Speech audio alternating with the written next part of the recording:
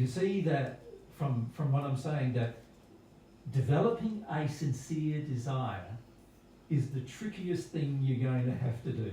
So how do you do it? Exactly. So how do you do it? And it's this is something that is very difficult to explain to people, actually, what a sincere desire actually looks like. And because most people on earth believe they have one already, right? However, you can measure from the course of your life how sincere your desire has been in the past, right? So an example of that is this. God wants to give you his love every time you have a sincere desire for it. How many times have you received it? In comparison to how many times you thought you had a sincere desire and didn't receive. So you can, in that you can start to see, for the majority of us, when we when we think we desire something, what we're really doing is we're in a state where we're demanding something, right? Where we expect something. And if you look at it from God's perspective, God under those circumstances will not give you the love you seemingly think you're asking for, because it's not a real desire yet, right? So one of the fastest ways to work out whether your desire is sincere or not is to ask God for love and see whether you get it straight away. Now, the majority of people don't get it straight away. And the majority of people don't get it after 5 years even. Even after 10. Many who ask for God's love for 10 years do not receive it in those 10 years. And the reason why is because they're still not able to determine how sincere they are. Right? And God determines it, but they don't. They think they're being sincere when they're not. So, developing a sincere desire, what does that require of you, Claudia? Yeah, I was wondering that. What do you reckon it requires of you? How do you become sincere?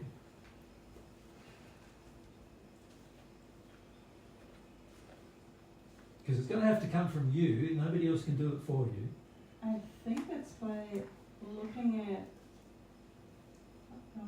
what is right now. What is true? Yeah. You mean? Or what is happening? What's happening. Yeah. And understanding what the negative effects are. But isn't what you're just describing very selfish? I hadn't considered that. Mm. I don't understand that right now, actually. It's interesting, isn't it? Because a lot of times we go, well, sure, a lot of us have been in pain and suffering. We have pain and suffering, many of us right now, right? And so often the pain and suffering causes us to look at our life and go, I need to do something about this pain and suffering that I'm in. That is very true, but that's not sincerity. Like, sincerity would be to do it without being in the pain and suffering, wouldn't it? Yeah. That would be sincerity. So the fact that it took us to get to pain and suffering before we did anything is proof of our insincerity, actually. And so just because then we start asking because of our pain and suffering, we start asking, that doesn't mean we're now sincere. All it means is we're trying to avoid pain and suffering. And the test comes, doesn't it, when we get out of pain and suffering, what do we do then? So a truly sincere person would ask whether they're in pain and suffering or not. And in fact, many of your celestial brothers and sisters still ask for God's love, but they're not in pain and suffering. Right? So that they've become sincere by now, where they can have a desire to receive God's love, but not out of a selfish motive, in the sense of not driven by the avoidance of pain and suffering. So many of us start at the point of searching for truth from a point of pain and suffering, don't we? Yeah. You know, almost every new group we meet of people who we discuss truth with, most of the people are there. You'd say 99% of the people who are there because they have some kind of pain or suffering in their life and they want some resolution. Right? That means 99% of the people coming are not sincere yet. Right? Because it's driven by just to avoid some pain and suffering. Right? So it's driven by very sort of, you could say, very selfish motivations. Right? And if your only motivation to hear and listen to and apply divine truth is to avoid your own pain and suffering, you are not going to be able to hear, listen to, or apply divine truth. It's just not going to happen. And the reason why is because God measures sincerity, and God knows that anything motivated by selfish desire is not sincere. The law measures that perfectly, and so it's already known. So while God is happy that you're trying to change your life so that you no longer have pain and suffering, at the end of the day, he doesn't measure that as sincerity. He measures that as logical. Does that make sense? Finally trying to do something that's a bit better for yourself. Finally, Claudia's not being stupid anymore. Yeah. You know, that kind of thing. You know, she's not doing things that harm herself anymore, which is better than before. But you know, most of our sin is because we've harmed others, and we've harmed the environment around us. And it's not about what happened to us; it's about what we've done to others. And very few people in that place are looking at those things. Right? So a truly sincere person looks at those things first, not afterwards. I was just going to say about the principles, you know, I think about the principles is like, if I want to receive the principles from God and have them inside of me, it's like a construction project that I have going on, you know, and in any construction project you've got to have, you know, desires and take actions and building blocks, and you're building, it's a process like Jesus said, that you're building a framework for your love, for your giving to the world, for your ability to express. It's sort of like the framework for this awesome, if you think of like the personality and nature that God has created, you can like raise that up on this framework and you can do things with it in the world that are giving, not just about receiving or avoiding pain. You build a strong thing that can go out into the world and give and share and work with others and actually reflect those principles in a way that's not selfish, and it's not about just, oh, I want to feel good all the time. It's because when you live by principles, initially there might be even more pain and suffering. You know, while you work through the sin, you have to feel some things, which is all of your, you know, corruption that you wanted to hold on to until now.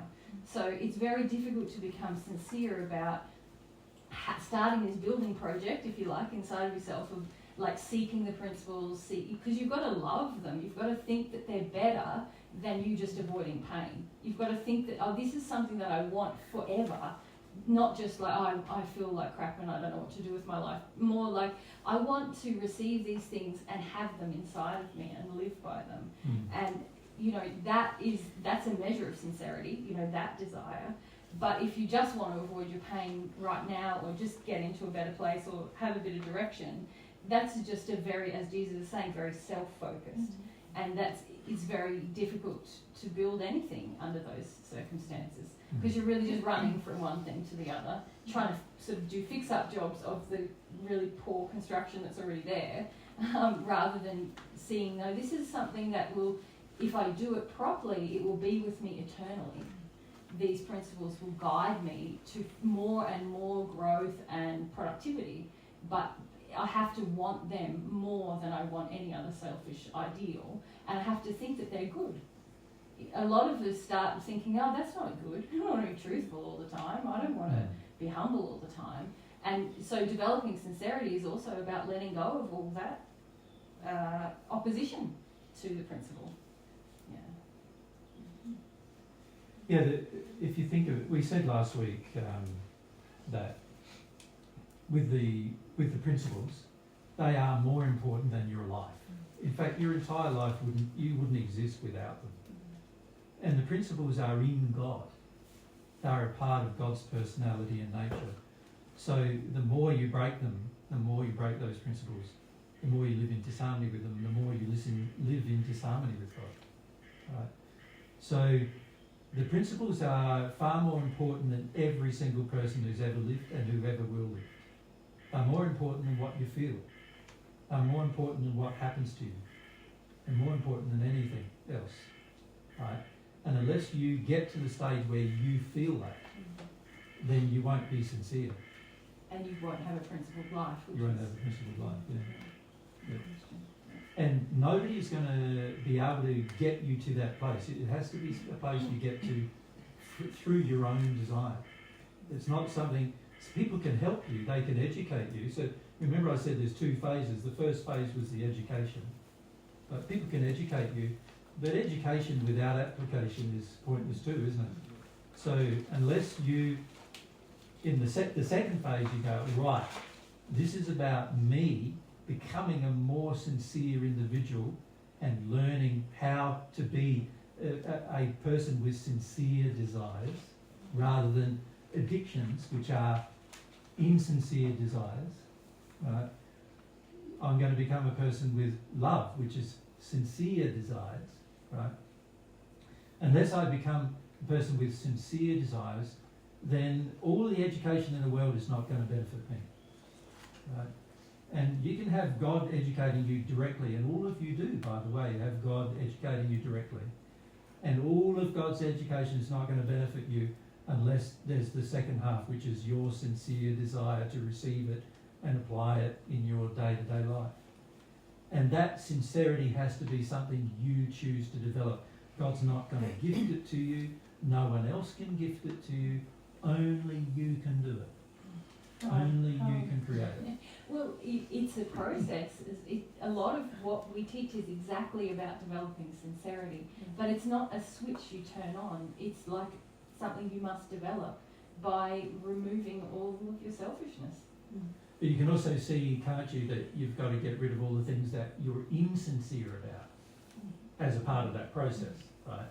So, and that's all of your sin.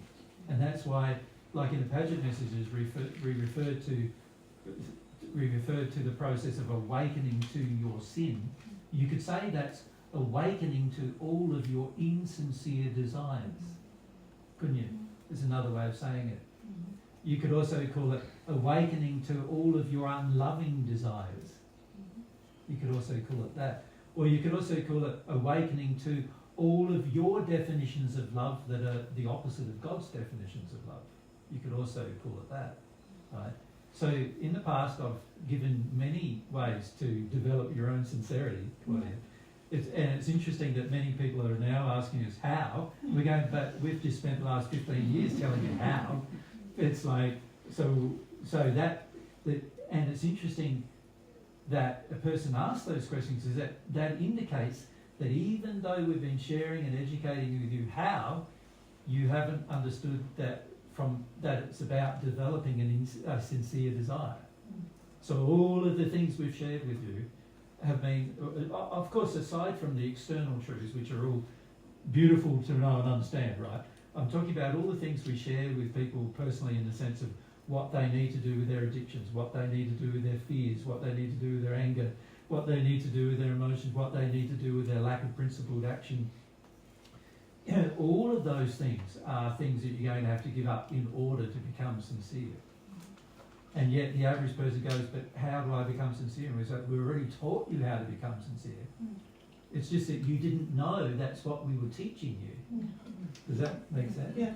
And for many of you, you haven't known that's what we've been trying to teach you. And we're becoming more direct with you about that now, which is good.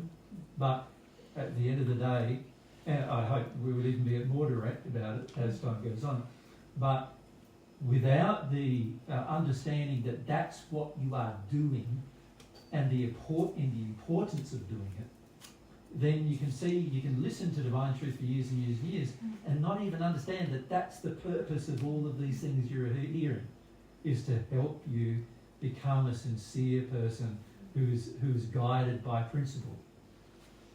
That makes sense? Yeah. So it's important for everyone to understand that unless inside of yourself that sincerity develops, then substantially no change will occur in your life aside from the change where you recognise pain and suffering and you deal with that. That, in other words, the only change that will occur if you do not become a more sincere person, the only change that will occur is where the law of compensation beats you into submission, which is really what your pain and suffering is. The law of compensation beating you into submission. Does that make sense? Yeah. So that is the only change that is possible unless true sincerity develops within yourself. And nobody can put it there for you. God's not going to put it there. God responds to it when it's there, which is not the same as putting it there. You have to put it there. Yeah, and you'll look back on it and you'll go, wow, what a That was great good. achievement of my life.